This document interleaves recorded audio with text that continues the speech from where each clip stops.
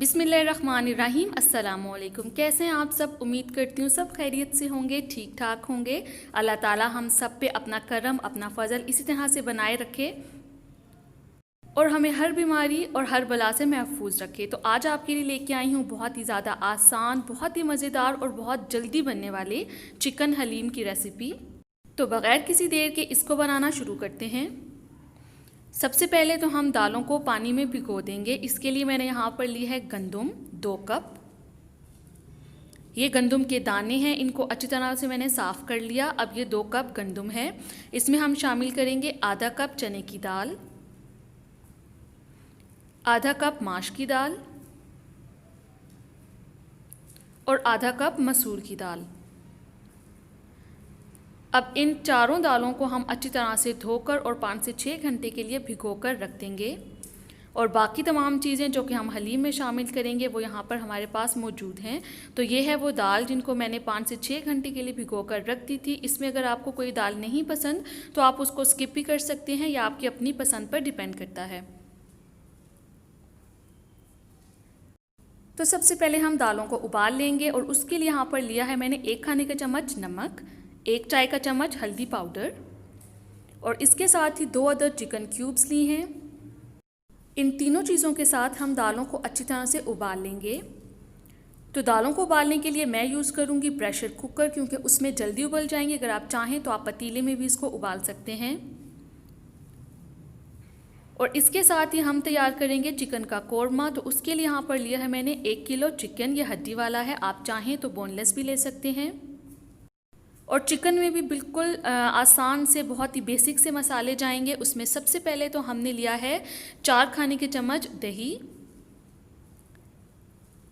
1 खाने का चम्मच है नमक, 1.5 खाने का चम्मच है लाल मिर्च का पाउडर और 1 खाने का चम्मच है धनिया पाउडर।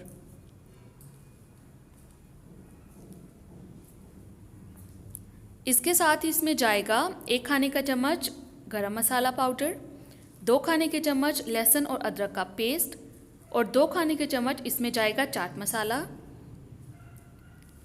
और हरी मिर्चें मैंने चॉप कर ली हैं, ये 5 से 6 अदद हैं। आप जितनी पसंद करती हैं उतने डाल सकते हैं। दालों को उबालने के लिए मैंने लिया है 1 अदद प्रेशर कुकर। इसमें हम दालों को शामिल करेंगे। दालों को भिगोते हुए जो पानी मैंने शामिल किया था वो मैंने निकाल कर इसमें ताज़ा पानी भरा है। तो ये ताज़ा पानी है।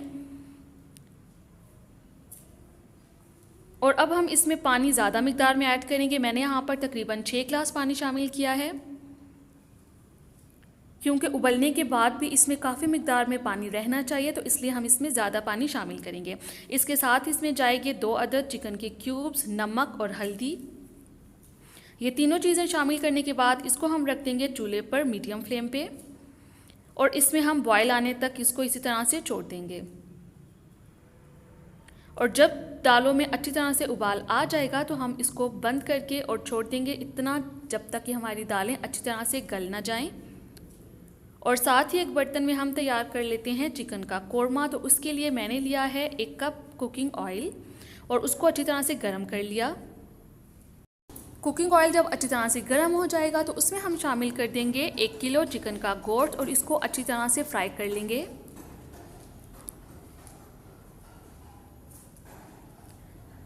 5 से 6 मिनट के लिए हम इसको मीडियम फ्लेम पे फ्राई करेंगे और उसके बाद इसमें शामिल कर देंगे 2 खाने के चम्मच लहसुन और अदरक का पेस्ट। और अब पेस्ट शामिल करने के बाद इसको मज़ीद 3 से 4 मिनट के लिए फ्राई कर लेंगे, यहाँ तक कि जो लहसुन और अदरक की थोड़ी सी खुशबू होती है वो ख़त्म हो जाए। अब हम 4 खाने के चम्मच दही में नमक, मिर्च और धनिया पाउडर अच्छी तरह से मिक्स कर लेंगे।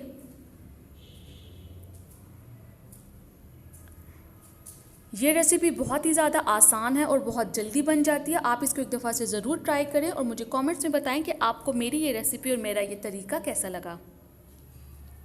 तो यहाँ पर देख लें चिकन अच्छी तरह से फ्राई हो चुका है। तो इसमें अब हम दही मिला हुआ मसाले शामिल कर देंगे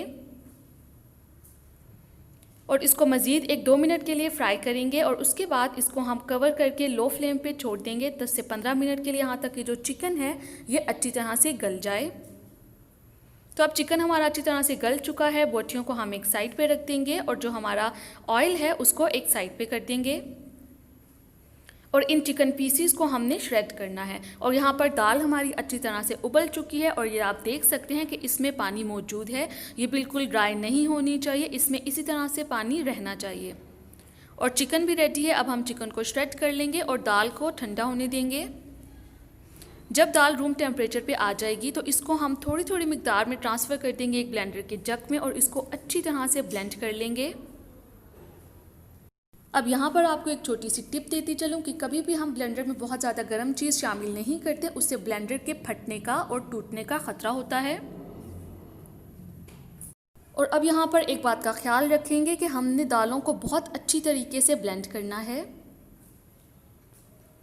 और इसको ब्लेंड करने के बाद हम वापस से उसी बर्तन में शामिल कर देंगे जिसमें हमने कौरमा बनाया था और इसमें से हमने ऑयल को निकाल लिया था। और अब अगर आपको लगे कि आपकी दालें बहुत ज़्यादा थिक हो गई हैं तो आप इसमें थोड़ा सा पानी उबाल कर शामिल कर सकते हैं, जितना कि आपको हलीम पतला रखना हो।